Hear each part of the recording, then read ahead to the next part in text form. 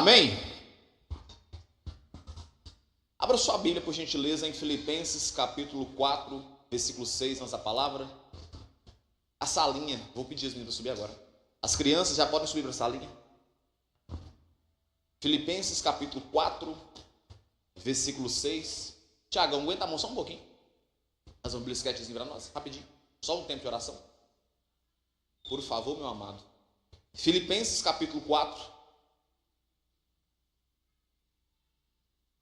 versículo 6 até o 7.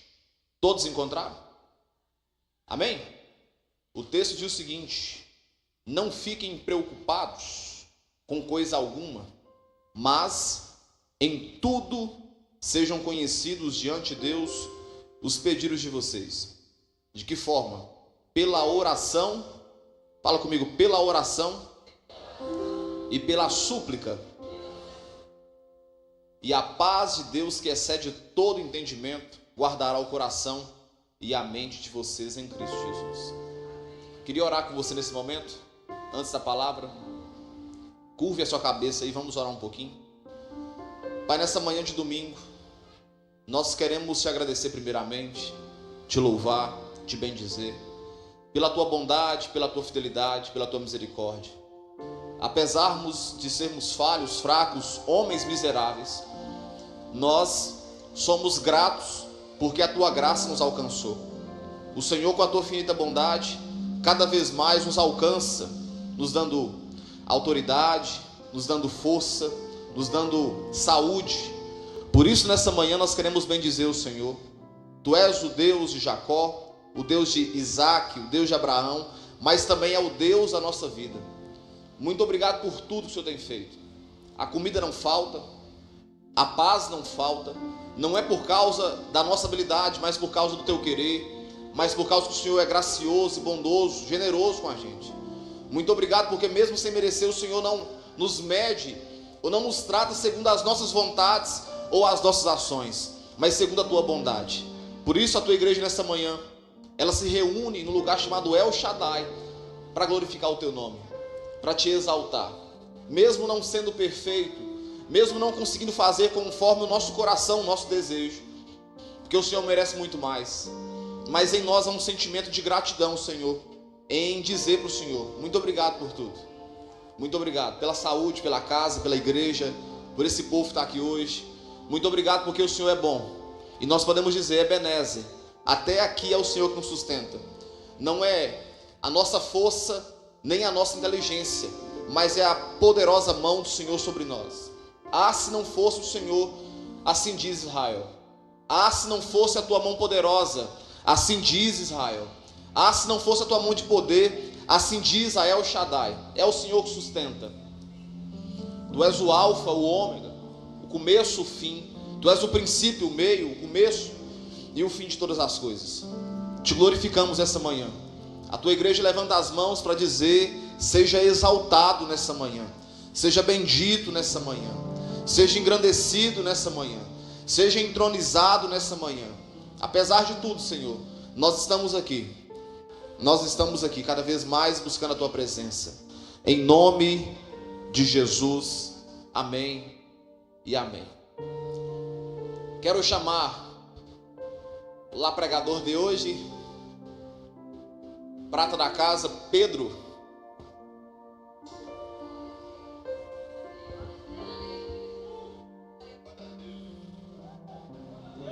Geração da casa. Fica à vontade, vou orar para você. Você pode ficar de pé em nome de Jesus, estender as mãos para cá, para que Deus possa usar a vida do Pedro.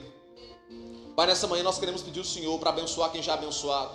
Dá para o Pedro sabedoria, discernimento, a palavra certa, o tempo certo, calmaria no coração dele. Que ele seja usado como instrumento de Deus nessa manhã, para trazer a santa palavra do Senhor, em nome de Jesus. Amém e amém. Graças a Deus, igreja, amém. Não vou nem sentar porque eu não consigo. Se o pastor me permite, queria chamar o pessoal que fez o louvor aqui agora, Tiago, Angélica, quem mais estiver aí for do Ministério de Louvor. Tem uma frase que eu eu gosto muito, queria chamar que vocês viessem aqui mesmo, aqui no altar. Eu ouvi uma frase uma vez e eu gostei muito dela, que fala que quem ministra, quem faz o louvor, eles precisam ter, né, a postura de um artista e o coração de adorador. Porque todas as pessoas, quando ministram aqui, cantam, engrandecem o nome de Deus, eles estão em busca de uma performance, que é a performance de um artista, que é fazer bem feito. Só que diferente dos que estão no mundo, eles têm um coração de adorador. Eu acho que é impossível hoje aqui alguém que está aqui nessa manhã não ter sentido a presença de Deus através das ministrações que foram feitas por eles. Então eu queria que eles viessem aqui, Tiago, Maicon, quem mais estiver aí for do Ministério de Louvor. E eu queria que a igreja, como forma de reverência não a eles, mas a Deus, ficasse de pé e estendesse suas mãos para cá. Porque a gente pensa que talvez não, mas essas pessoas aqui, trabalhando na obra do Senhor, elas também passam por provações e tentações que muitas das vezes tiram deles o foco de servir a Deus. Então eu queria que você estendesse sua mão para cá e orasse junto comigo. Senhor, meu Deus e meu Pai, nesta manhã nós queremos te colocar o nosso ministério de louvor e adoração. Que recaia sobre eles ainda mais, Pai, dons espirituais, dons de ministração, que eles continuem sendo essa conexão da terra com o céu. Que eles possam cada vez mais perseverar diante da sua palavra e que eles nunca esqueçam que o centro de tudo é o coração de Deus. Que eles sejam adoradores segundo o coração de Deus. É o que nós te pedimos nesta manhã, em o nome de Jesus. Amém. É um privilégio para nós da Igreja El Shaddai caminhar com vocês. Amém. Irmãos, é uma responsabilidade tremenda estar aqui em cima. O nervosismo, ele é normal. E continuando, né, a nossa série de mensagens que nós vamos trazer aqui, falando sobre família, eu queria tratar com vocês aqui alguns pontos que eu considero essenciais para se construir uma família firme, né? Uma família segundo a vontade de Deus, e tentar trazer algumas aplicações para o nosso dia a dia. Então, queria que a Paula projetasse aqui a foto da minha família, né? Está aqui eu, o João Gabriel, o Roberto. Essa aqui é uma intrusa que está aqui, mas está na bênção. E o Arthur.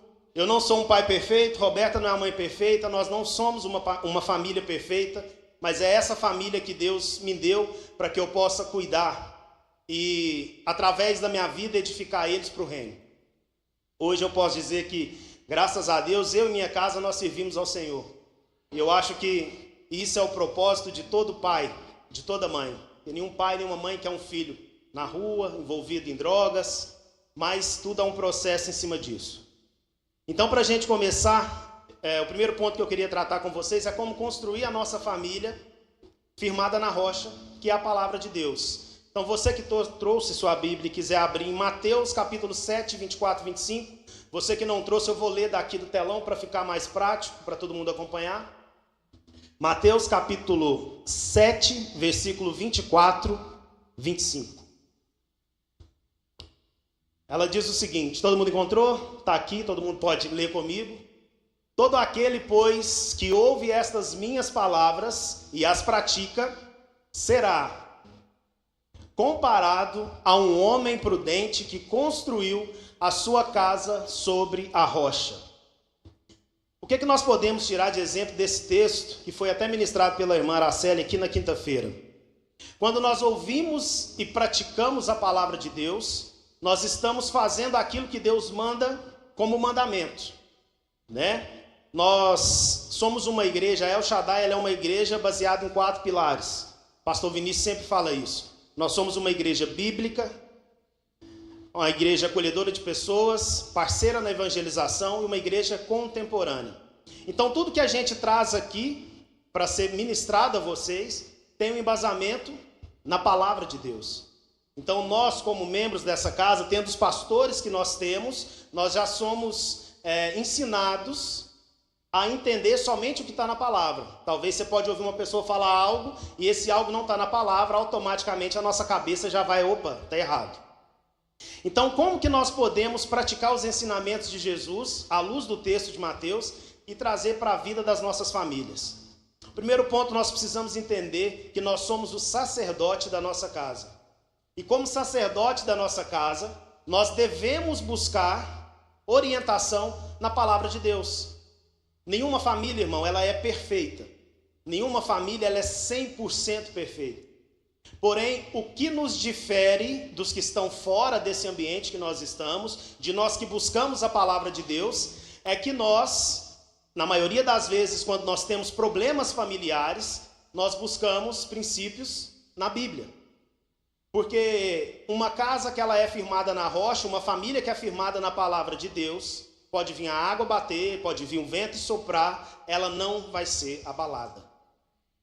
Então, quando nós edificamos a nossa família, segundo a palavra de Deus, nós fazemos uma família firme. Então, nós precisamos ter obediência à palavra de Deus, porque ela é o alicerce que sustenta a nossa família, mesmo nos momentos mais turbulentos da nossa vida. O mundo hoje tem nos imposto uma correria. O que é essa correria? Você levanta de manhã, vai para a academia ou vai para o trabalho, chega à tarde, quem é mãe vai cuidar da casa, vai cuidar do filho. Quem é pai, muitas das vezes, tem que desdobrar e trabalhar em outro serviço para conseguir, no final do mês, encontrar uma conta com a outra. Só que nós esquecemos do principal, da palavra de Deus. Nós não colocamos a palavra de Deus em prioridade muitas das vezes. E como que a gente pode mudar essa nossa rotina, muitas das vezes no automático? Nós precisamos tirar um tempo de qualidade com a nossa família e ler a palavra de Deus. Contar histórias aos nossos filhos que falem sobre os ensinamentos de Deus. Porque é muito fácil a gente, muitas das vezes, questionar a Deus e falar, não, Senhor, está acontecendo isso e isso. E eu vou até contar um testemunho que quando a Michelle chegou para mim e falou, Pedro, você vai ministrar. Eu falei, Michelle, me deixa por último. Mal eu sabia que é pior. Porque quem chega primeiro bebe água limpa. Eu, dentro da minha semana de oração e jejum, montar essa ministração foi algo difícil, porque Deus sempre me confrontava e falava, você está brincando de ser crente? Ou você quer ser crente? Porque a eloquência que o pastor Ravani tem, o pastor Vinícius tem, de chegar aqui, ministrar a palavra, falar tintim por tintim, detalhe por detalhe, se baseia e se deve a uma coisa: conhecimento da palavra de Deus. É viver de fato a Bíblia. Então, por isso que tem uma família que é um pai pastor, um filho pastor, e assim por diante. Vinícius também acredita que vai ser a mesma coisa e assim sucessivamente. Então, nós precisamos ter esse entendimento que a palavra de Deus, ela é a base para que a nossa família seja uma família firme. Então, nós precisamos lembrar de 3 bases que nós precisamos levar até o fim de nossas vidas com a nossa família. A primeira dela é uma fé baseada na Bíblia, como eu disse aqui agora. A segunda é uma firmeza, uma esperança baseada em Jesus. Não existe outra forma de nós conseguirmos construir uma família segundo o coração de Deus, senão a palavra. E nós precisamos ter também um amor baseado em Deus. Quando eu digo um amor baseado em Deus, é no trato nosso com os nossos filhos, de nós, esposos, maridos, não sei se nem a palavra correta é esposo, é marido, mas marido com as esposas, esposas com o marido, porque a base de uma família não perfeita, mas uma família que segue os mandamentos da Bíblia é o amor. Não adianta você falar que ser turrão vai resolver o problema da sua família. Pode resolver, você vai impor o medo, mas não o respeito. Eu vi uma história de um taxista, a mulher dele chegou em casa, aí igual tem o ditado que a mulher sabe edifica sua casa e a tola destrói. A mulher ligou para o marido e falou assim, olha, se você não tirar esse sofá da minha sala, quando você chegar aqui, esse sofá vai estar na rua, o lixeiro vai passar e vai pegar. Aí o marido virou para ela e falou assim, ó, amor, eu te amo. Nós vamos viver até o final da nossa vida. Mas se você pegar e colocar o sofá para fora, nunca mais nós vamos ter sofá em casa. Vai ser pro resto da vida sentado no tapete, visita chegando, sentando no chão. Então ele deu ali a palavra de ordem dele. A mulher falou com ele de uma maneira talvez rude. Aí beleza. No outro dia, a mulher pegou, ligou para ele trabalhando, falou assim, amor, vem embora, eu preparei aqui um café diferente para nós. O cara chegou em casa, a mulher tirou o sapato, ele já falou, opa, o que está acontecendo? Tirou o sapato, preparou ali uma mesa posta, uma comidinha gostosa, tiveram avivamento lá no quarto deles, lá depois disso. E pós-avivamento, ela virou para ele e falou assim: ó, amor, quando puder, você troca o nosso sofá. O marido deitou, dormiu, acordou no outro dia. Meu Deus, ela me pediu um sofá com tanto carinho, né? Então, ele falou: você quer saber do negócio? Não vou trabalhar amanhã. Vão lá comprar o sofá. Chegou na loja, 36 parcelas, comprou o sofá, marido satisfeito, mulher satisfeita. Então, o que a gente pode tirar de lição disso? Tratar as pessoas com amor, saber conversar. E muitas das vezes a gente sobe aqui para ministrar e as pessoas pensam que a gente está aqui ministrando porque nós somos perfeitos. Eu não sou perfeito. A gente que é cristão, a gente tem uma busca incansável e incessante de santificação. Nós tentamos, de todo modo, viver conforme a palavra de Deus. Mas nós somos pecadores, nós vamos pecar, mas nós vamos aprender a pedir perdão. Então, tratar a sua família com amor também é um ato de cuidar da sua família. Um outro texto também que traz luz sobre a questão da família sobre a rocha é Lucas 6, versículo 47 e 48. Põe para nós, Paulo. Ele vai nos ensinar também. Fala o seguinte: eu vou mostrar a vocês a quem é semelhante todo aquele que vem a mim, ouve as minhas palavras e as pratica. Esse é semelhante a um homem que, ao construir uma casa, cavou, abriu profunda vala e lançou o alicerce sobre a rocha.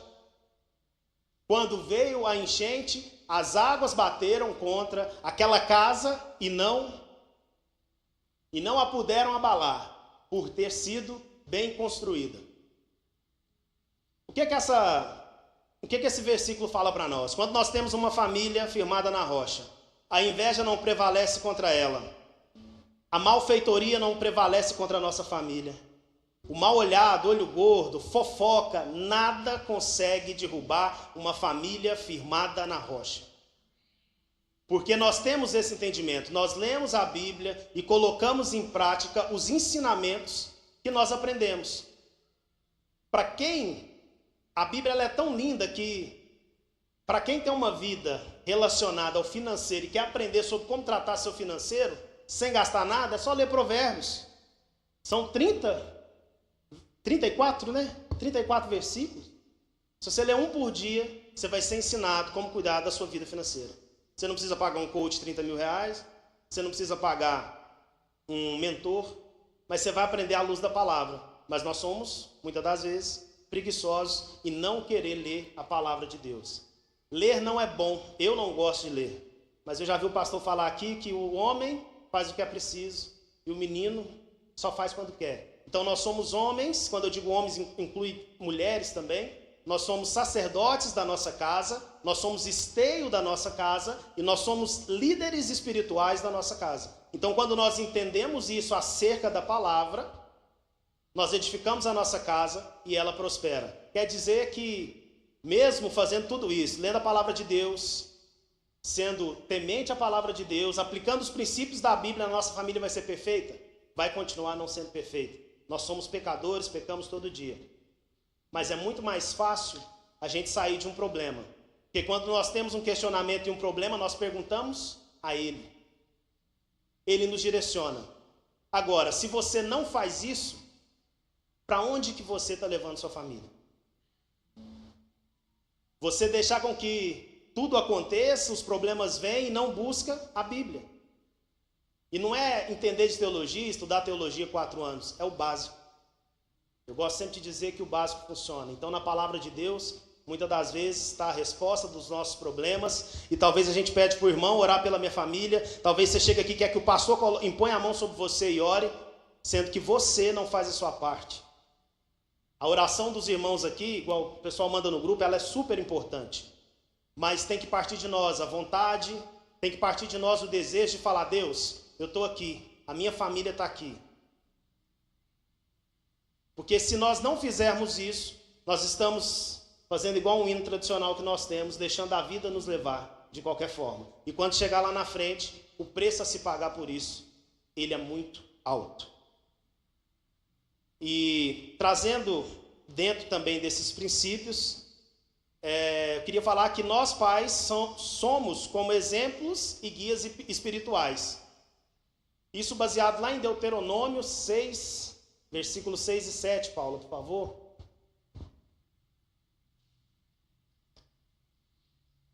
Fala o seguinte: estas palavras que hoje lhe ordeno estarão no seu coração.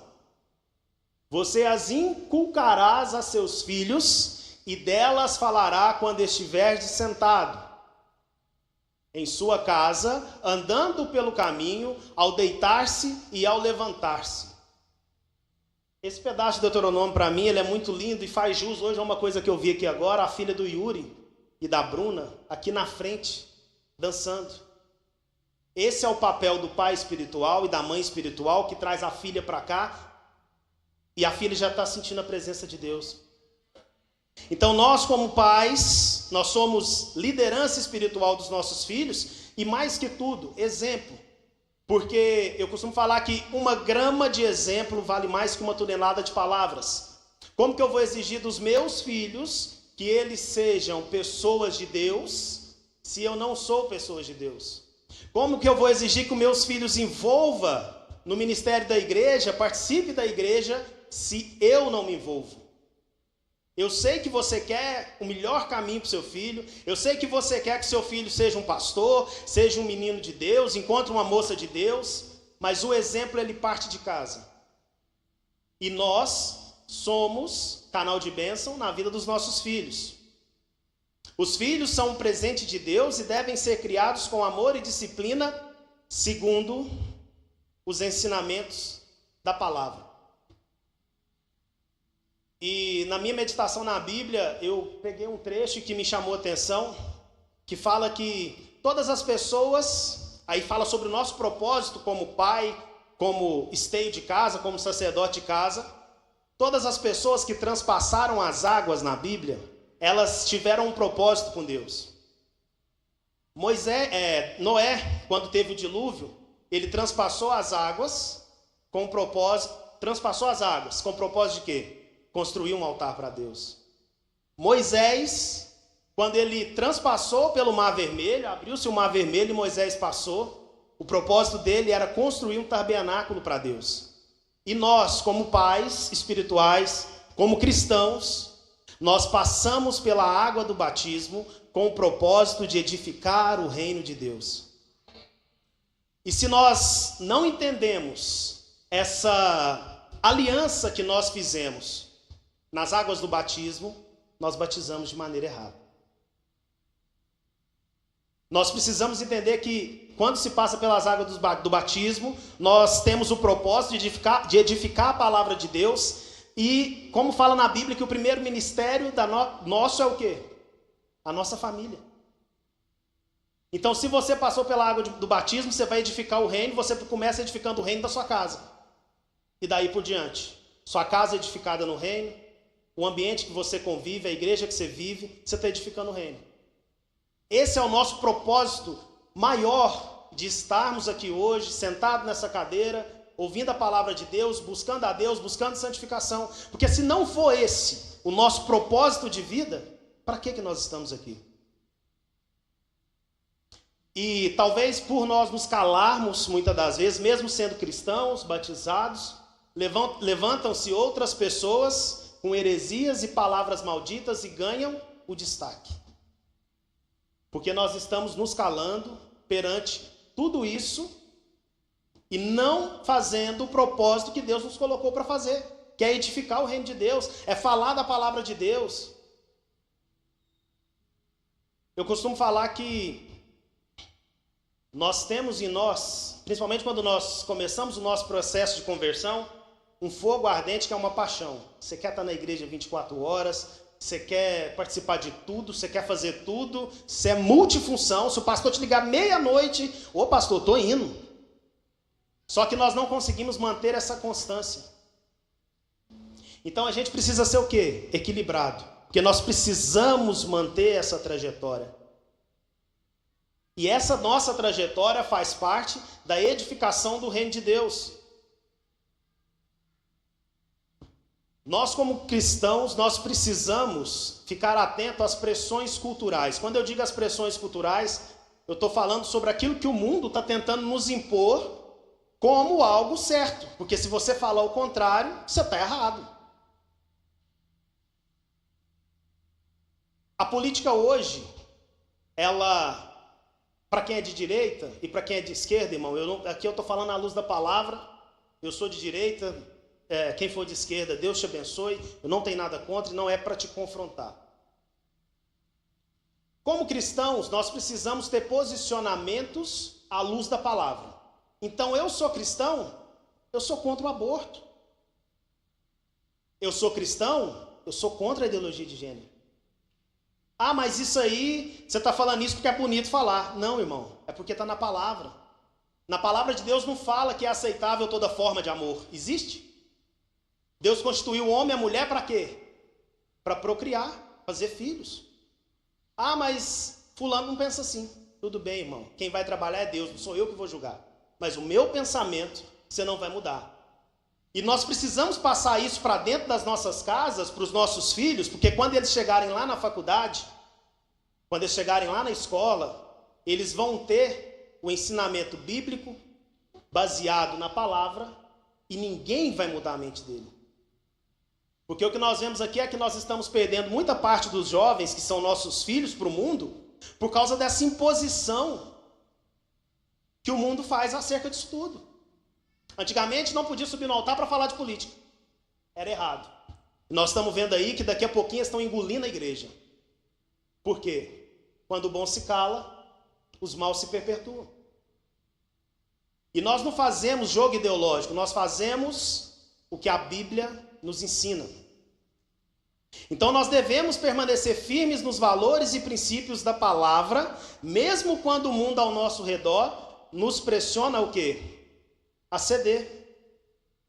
Porque nós não estamos, obviamente nós estamos criando nossos filhos para o mundo, mas no mundo em que nós idealizamos e sonhamos, eles precisam ser homens e mulheres honestos, homens e mulheres, acima de tudo, temente a Deus, temente a palavra de Deus, e o único exemplo que os nossos filhos vão ter somos nós, que somos pais e guias espirituais desse jovem, dessa nova juventude que vem agora. Se eu posso falar que eu estou velho, que eu estou com 30 anos. Então, assim, enquanto o mundo muda, né, a verdade eterna da palavra de Deus, nós permanecemos como bússola, baseado na palavra, de levar a palavra até que ele venha. Nós não podemos deixar com que o mundo, ele nos mostre as beldades que tem lá fora e trazer isso para dentro da nossa família. Eu, quando mais jovem, minha mãe e meu pai são católicos, apostólicos, romanos, tem Cruzeiro e Atlético, Cruzeirense roxo, atleticano roxo, minha mãe é católica roxa, meu pai também. Como eu disse, não existe família perfeita, mas eu sempre levantava de madrugada, eu sempre via meu pai com o terço na mão e com o joelho no chão. Sempre. E quando eu estava preparando essa ministração, eu falei, gente, isso fala muito sobre a minha vida hoje.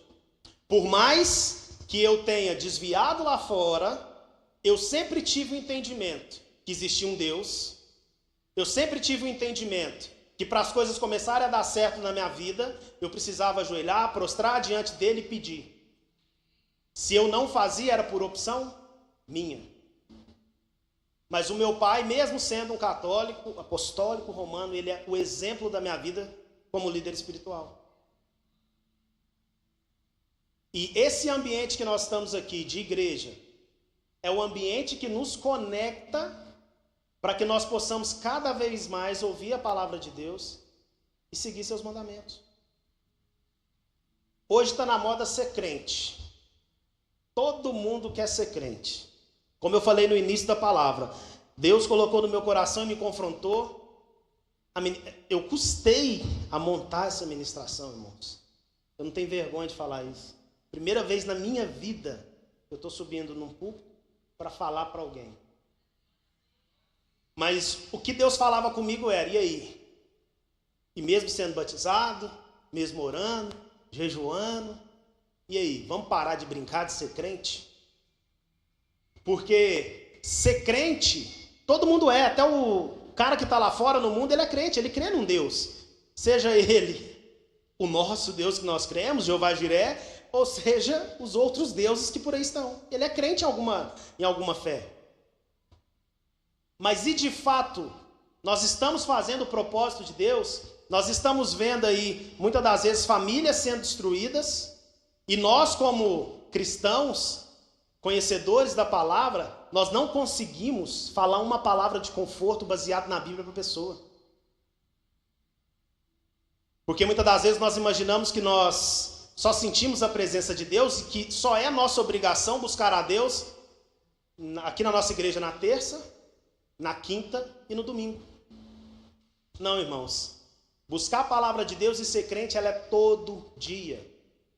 É tirar um momento de excelência com seu filho, é mostrar exemplo para os seus filhos como palavra de Deus. E quando eu falo de família e falo de filho, eu gosto muito de tocar nesse assunto, porque a próxima geração que vai vir são os nossos. Então, se eu não ensinar para o meu filho da palavra de Deus, nós vamos ter uma sociedade altamente maluca, porque nós já temos aí fora, todo mundo está vendo o que está acontecendo aí fora. E o pior de tudo, eu vou chorar depois vendo o resultado disso e sabendo que eu não fiz minha parte. Uma das orações que eu sempre faço comigo, eu falo: Deus, eu não quero nada, eu não quero riqueza, eu só quero sabedoria. Se eu puder ter sabedoria para entender a palavra, propagar a palavra, falar da palavra de Deus, tá ótimo. Hoje, eu não vim aqui ministrar, para que a vida de vocês seja mudada. Eu não ministro igual o pastor Ravani, eu não ministro igual o pastor Vinícius, e nem tenho essa intenção. Para mim já basta. Se uma palavra que eu disser aqui foi uma semente na sua vida. Se uma pessoa sair daqui hoje, se sentiu tocada, e se não sentiu também, glória a Deus. Mas talvez você vai chegar em casa, vai pensar no que eu falei, e sua família vai ser edificada, e a partir daí você começa a ter uma mudança. Porque uma floresta, irmãos, ela não é plantada inteira, é uma semente. Então, quando nós plantamos uma semente, tudo começa a mudar, coisas novas começam a nascer. Então, nós precisamos entender esse propósito de Deus. Então, para finalizar, vai ser rapidinho, porque preciso ainda mais saber de Deus, e isso que eu preparei foi do fundo do meu coração, em oração, e eu pedi para que Deus me desse uma palavra que fosse uma palavra simples, porém, que vocês conseguissem entender, sem firula, sem falar coisa que eu não sei, sem profetizar nada, porque eu não sou profeta, mas que essa palavra fosse uma semente no coração de vocês. Então, como eu disse no começo, eu tenho orgulho de dizer que eu e a minha casa, nós servimos ao Senhor. Eu bato na tecla, não sei se é porque eu sou líder de ministério. Irmão, você precisa envolver na igreja. Se eu não fosse envolvido nessa igreja como eu sou, eu já tinha largado, eu já tinha parado. Sabe por quê? Porque quando você serve a Deus, a sua família serve a Deus, você chega aqui, eu estou cabisbaixo, mas aí chega no pastor Ravani e fala uma palavra, você aumenta. Chega no Tiago, o Tiago está na unção, passa para você, e é assim todo santo dia. Os nossos pastores não estão todo dia bem. E o nosso maior testemunho aqui na terra, irmãos, nós não vamos conseguir mudar a mentalidade de ninguém falando. Você pode ter um irmão que está lá na bebida, nas drogas. Você pode falar o que você quiser sobre Bíblia para ele. Dificilmente ele vai querer vir cá, sentar aqui 1, 2 horas para escutar um camarada falando para ele. Não faz sentido para ele. Mas você sabe como você edifica a vida das pessoas? Através do seu testemunho de vida. Através da transformação que Deus faz em você, na sua casa, na sua família, quando você é transformado. A sua vida que era bagunçada, hoje ela é organizada. Você que vivia pedindo dinheiro, hoje você tem para emprestar. Você tinha um filho problemático, hoje ele não é mais. Por quê? Porque o amor de Deus constrange. E quem faz essa aproximação daquele que está lá fora é o Espírito Santo. Só que mais pelo nosso testemunho como exemplo. Porque a pessoa virá falar, poxa, o Pedro era um doidão na rua, queria bater em todo mundo. Psicopata. E mudou. Né, Guilherme? Época de escola, o Guilherme está aqui, eu testemunho isso aí.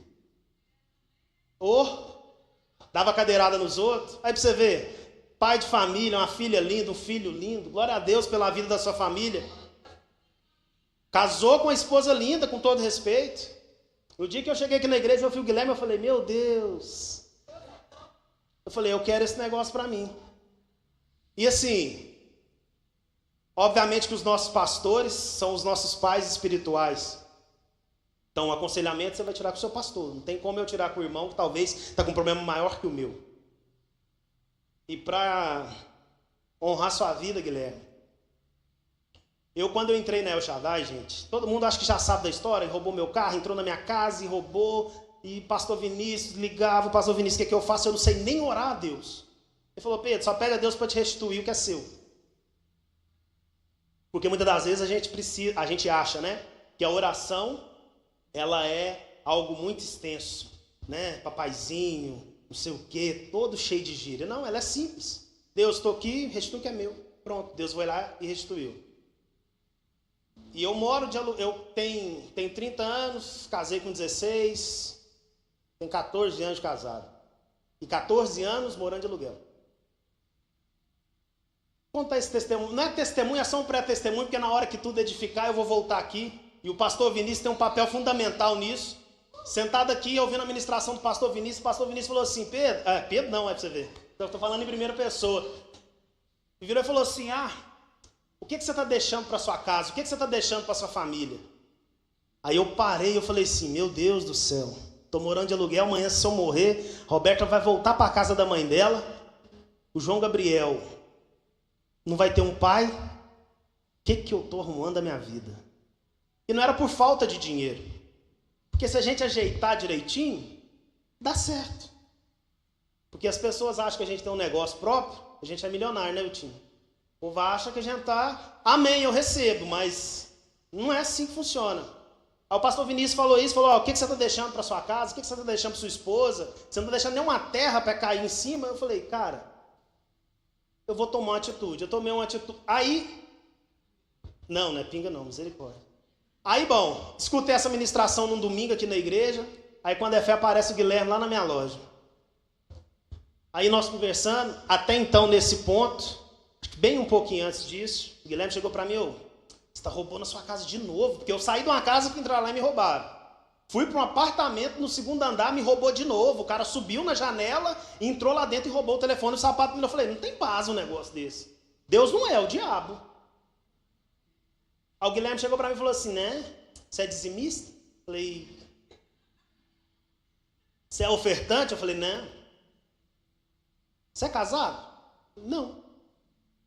Casado eu sou, mas na lei dos homens não. Não era demasiado, né? Juntou ali a bermuda com a calça quando falou da palavra e vamos embora. Ele falou assim, então enquanto você não casar, for dizimista e ofertante, amigo, devorador vai roer tudo que você tem. E por incrível que pareça, foi a pior fase da minha vida, logo depois da pandemia.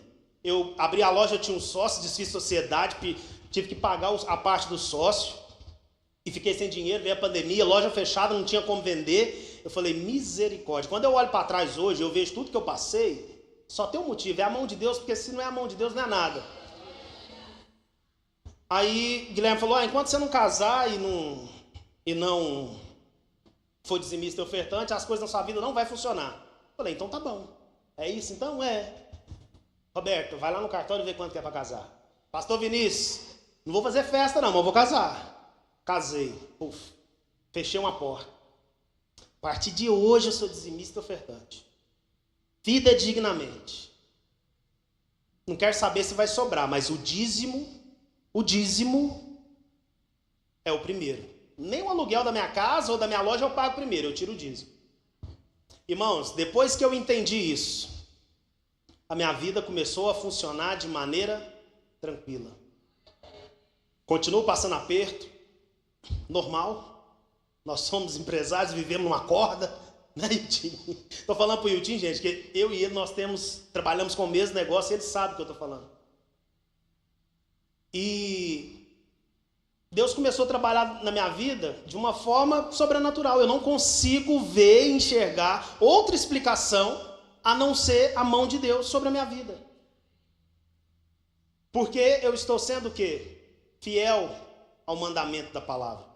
Ser dizimista e ofertante é uma opção sua. A igreja não vai parar porque você não vai dizimar. O pastor não vai te passar vergonha porque você não vai dizimar. Mas quando você tem entendimento à luz da palavra, você sabe que isso é sua obrigação de fazer como cristão.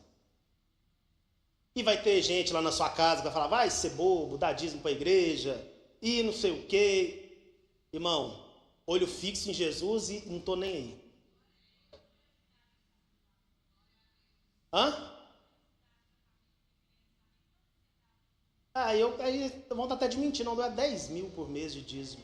Porque se eu estou dando 10 mil, obviamente, o negócio está top. Glória a Deus, recebo também. Então assim, Guilherme, você tem um papel super importante na minha vida. E é um amigo que eu já fui na sua casa, entrei lá para dentro, tomei cerveja. Na época, não, né? Nós nunca tivemos tanto contato. Mas o Guilherme é um cara que nós nos vemos poucas vezes, mas todas as vezes que nós encontramos, a nossa conversa nunca é uma conversa jogada fora, é sempre uma conversa falando do reino de Deus. E foi assim que o Guilherme edificou minha vida. Então estou aqui falando isso aqui para te honrar, porque você foi boca de Deus na minha vida também. Então, irmãos, o Guilherme foi boca de Deus na minha vida. E eu vi nessa ministração da palavra do pastor Vinícius, eu fui lá, comprei um lote dividido em 120 parcelas, 10 anos. E eu falei, a partir de hoje eu começo a construir algo que é palpável, que vai ficar para minha família. E eu estou lá, caladinho, construindo minha casa. Não é fácil, mas está indo. E eu ainda vou contar esse testemunho completo. Porque na minha visão, eu não tinha dinheiro. Na verdade, não é que eu não tinha dinheiro, eu não tinha prioridade. Então, como cristãos também, pais de família, nós precisamos ter essa responsabilidade na cabeça de entender qual é a nossa função aqui na terra. Nós precisamos ser esteios, mas é esteio de verdade. Eu acho que a minha esposa hoje, ela deve ser feliz demais com o homem que eu me transformei depois que eu aceitei Jesus. Porque antes eu era bom, mais ou menos, como se diz o comediante. Então essa é a nossa função na terra. Edificar a nossa casa, à luz da palavra. Fazer o simples, irmão. É tempo de qualidade com seus filhos, é tempo de qualidade com a sua família, falar da palavra de Deus, servir na casa de Deus. Eu sirvo hoje, eu vim primeiro. A Roberta veio depois, o Arthur veio depois. E tem o João Gabriel que ainda está resistente, porque é criança, mas vai servir também. E assim. Então, eu acredito que a próxima geração da minha família vai ser uma geração eleita, fiel a Cristo e segundo os mandamentos de Cristo. Queria chamar a galera do louvor. Então, irmãos, você coloque a sua vida e a vida da sua casa, da sua família em primeiro lugar. Eu costumo falar que aonde não me cabe, não cabe minha família, eu não vou. Se falar para mim, a sua esposa não pode ir, eu falo, irmão, obrigado, não vou. Se não cabe minha casa, não me cabe. Então que nós possamos cada vez mais ter essa sabedoria de que para nossa família ser uma família forte, uma família que o mundo lá fora vai tentar corromper e que nada vai abalar, e a nossa família vai ser uma família inabalável, e nós possamos ter esses princípios. Seja um leitor da Bíblia, envolva dentro da sua igreja, faça o que precise ser feito para glorificar o nome de Deus. Eu joguei o Gonçalo numa enrascada aqui. Tem uma música, eu escutei ela aqui no dia que aquele menino de Nova Serrana veio cá, como é que ele chama? O Pablo cantou ela, e eu acho ela bonita demais. E eu queria que o Gonçalo ministrasse um pedaço dela para nós. Porque ela fala duas coisas importantes.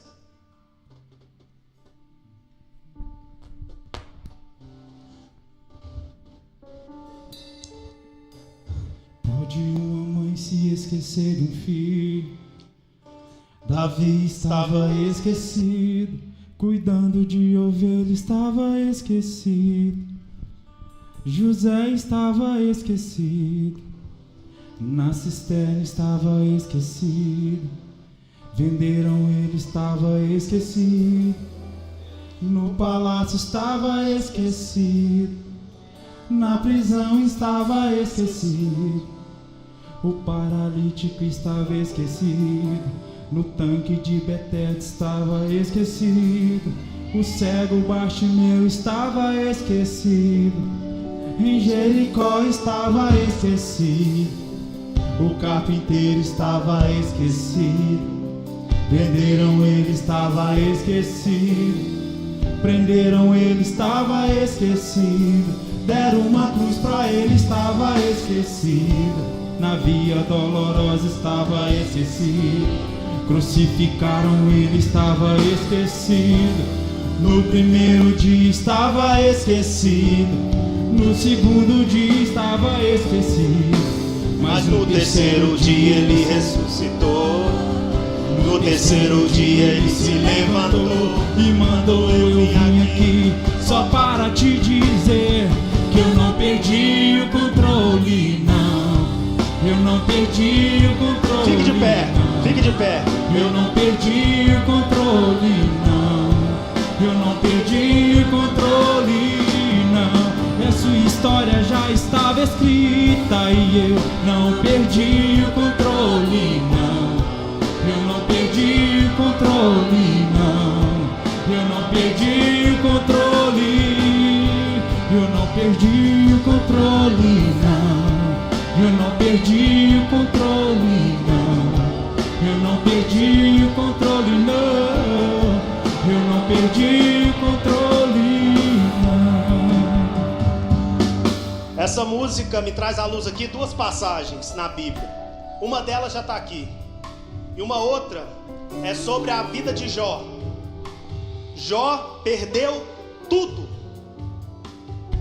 Foi um castigo porque Jó era pecador? Não, porque Jó não era pecador, ele era temente a Deus. Mas Jó perdeu tudo. E muitas das vezes nós temos um sério problema em questionar a Deus. Em momento nenhum Jó questionou a Deus e falou: Senhor, por que comigo? Jó fez apenas o seguinte: Jó falou assim: Deus me deu, Deus tomou, bendito seja o nome do Senhor. Talvez você está aqui hoje e fala: Pedro, a minha família é uma família desorganizada. Não tem problema, se você manter a sua vida baseada na palavra, Deus vai te honrar. Deus vai transformar sua casa, Deus vai transformar sua família, Deus vai transformar seu filho, vai buscar aquelas pessoas que estão lá perdidas, que você queria que estivesse aqui do seu lado. E uma segunda passagem aqui, ele fala sobre o paralítico no tanque de Betesda. Esse cara ficou paralítico durante 38 anos. E quando Jesus perguntou para ele assim: por quê? Ele falou: eu não tenho amigos. Agora deixa eu te contar uma coisa. Eu falei aqui sobre a chama que queima no nosso coração. Talvez tem coisa na sua vida que está aí paralisada, amarrada, você não consegue liberar perdão. Porque para ser crente de verdade você precisa vir para a igreja. Para ser crente de verdade você precisa estar nesse ambiente. Esse ambiente faz com que você se envolva com o céu. Esse ambiente, a palavra que é ministrada, o louvor que é cantado, é que nos faz ter conexão com Deus. A gente precisa desse ambiente. Não existe crente desigrejado que só acompanha pelo YouTube. Você tem que estar aqui na casa do Senhor, estar rodeado de pessoas que estão no mesmo propósito que nós, de buscar a santificação.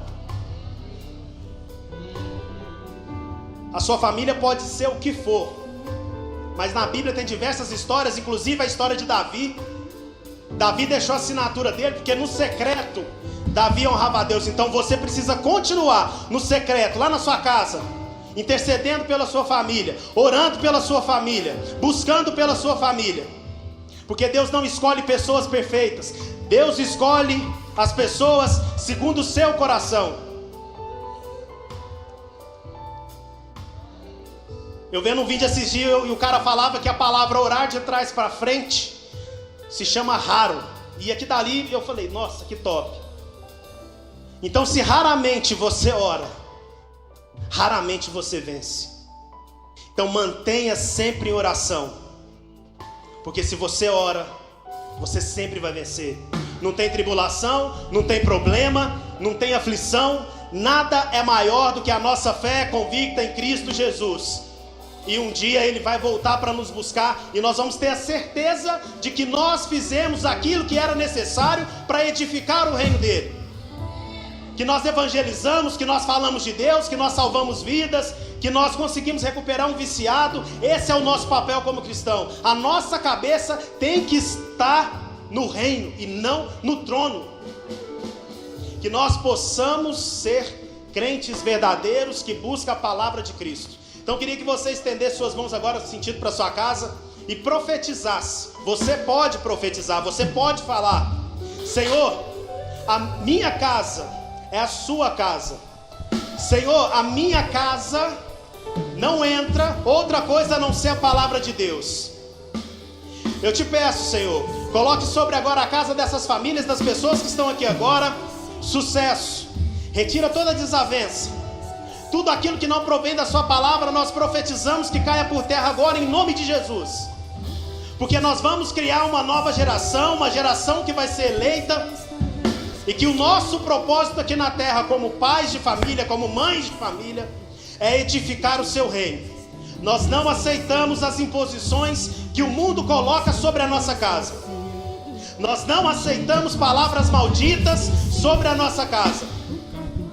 Nós fomos escolhidos, nós fomos eleitos, adoradores do Senhor. E como forma de reverência ao seu nome, nós te pedimos, Senhor, proteja a nossa casa, proteja a nossa família, e que nada, nem ninguém, com a nossa família baseada na palavra de Deus, ela vai ser uma família inabalável em nome de Jesus. É o que nós te pedimos em nome de Jesus. No primeiro dia estava esquecido, no segundo dia estava esquecido, mas no terceiro dia ele ressuscitou. Mas no terceiro dia ele se levantou e mandou eu vim aqui só para te dizer: eu não perdi o controle, não. Eu não perdi o controle, não. Eu não perdi o controle, não. Eu não perdi o controle, não. Eu não perdi o controle, não. Eu não perdi o controle, não. Eu não perdi o controle, não. Eu não perdi o controle, não. Aleluia. Amém, queridos? Palavra abençoada. Quem foi abençoado essa manhã? Palavra bênção. Enquanto o Pedro ministrou essa mensagem, eu estava escutando a ministração ali. Ele leu o texto de Mateus capítulo 7, 24, falando sobre família, né? Baseando esse texto aí em família.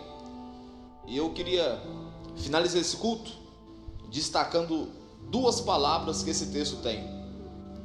O texto fala o seguinte: todo aquele, pois, que ouve essas minhas palavras e as pratica, será comparado a um homem prudente. Tem dois P's que eu achei interessante, que foi o que ele falou, para fundamentar um pouco mais ainda, para você lembrar disso aqui. Fala comigo assim: prática e prudência. São duas coisas que a gente precisa fazer. Praticar a palavra que é ensinada, que foi ensinada aqui hoje pela manhã. Aplicar isso na vida de forma prática. É uma visão da El Shaddai. Nós tentamos ser práticos. É isso aqui mesmo, ensino prático, que você consiga aplicar no seu dia a dia. Amém ou não amém? Quem entendeu a palavra? É fazer mesmo a coisa acontecer. É comprar o lote, é construir a casa, é pensar na família mesmo, é pensar na mulher, nos filhos. Essas coisas são coisas práticas e que funcionam. Pode ser que a doutrina por aí fora mude, mas essa é a fundamental, é a que funciona. É casa, filho, né? Legado. Isso é importante. E a segunda palavra é prudência. Com a prática é preciso também ter o quê? Prudência. Prudência, eu vou dizer em outras palavras, Claudemir, é o equilíbrio, né? Não é ficar agora bitolado, não, é ter o equilíbrio, a prática, a execução do ensino e a prudência. É o que o Pedro falou aqui na palavra também. Meus pais são católicos, mas eu admiro meu pai, eu tenho ele como incentivo. Quem está me entendendo? Isso é prudência, isso é sabedoria. Eu queria dizer para vocês que vocês são uma bênção, e que essa igreja é uma bênção porque você faz parte dela. Primeiramente porque Jesus está aqui, e segundo porque você faz parte dela com sua família. Irmão, entenda uma coisa: família não é um bem precioso, não. É o bem mais precioso que nós temos, é família. Não é um bem precioso. Um bem precioso é seu carro, a sua casa, né, a sua roupa. São bens preciosos de ti. Mas o bem mais precioso que a gente tem é família. Não é perfeito? Não queremos que seja perfeito, porque se for perfeito você não pode encaixar nela, né? Se for perfeito você tem que sair dela, porque nós somos imperfeitos. Mas família é tudo que o diabo quer destruir. Igreja e família. E a gente precisa lutar pelos nossos. Amém? Dando certo, dando errado, família é família. E a El Shaddai é uma grande família, que você faz parte, que você tem história, que a criação de seus filhos foram feitas aqui. O Pedro tem história aqui, Roberto tem história aqui, e os filhos dos seus filhos terão história aqui, porque faz parte. Batismo, casamento. Quem aqui já teve filho batizado aqui já? Os filhos foram batizados aqui. Quem que casou nessa casa? Pois é, você faz parte dessa história, dessa grande família. Amém? Queria orar por você nessa manhã. Pai, muito obrigado pela tua presença, pela tua graça, pelo teu poder. A El Shaddai é uma grande família que se reúne na Rua Bahia 249. Nós somos uma família não perfeita, mas imperfeita, mas nós temos o Senhor como nosso mestre. Por isso nessa manhã nós te bendizemos, te agradecemos e pedimos: abençoa a nossa família, derramando a tua graça, o teu poder. Coloca sobre nós a prática do ensino da tua palavra, mas também coloca no nosso coração a prudência para entender a forma, a maneira correta de ser aplicada com sabedoria, em nome de Jesus, amém. Que a graça de Deus e as consolações vindas da parte do Espírito Santo repousem sobre a tua vida hoje e para tudo sempre. Vai em paz, Deus abençoe, em nome de Jesus. Me ajude a melhorar, sozinho eu não consigo mais, eu sei, eu sou uma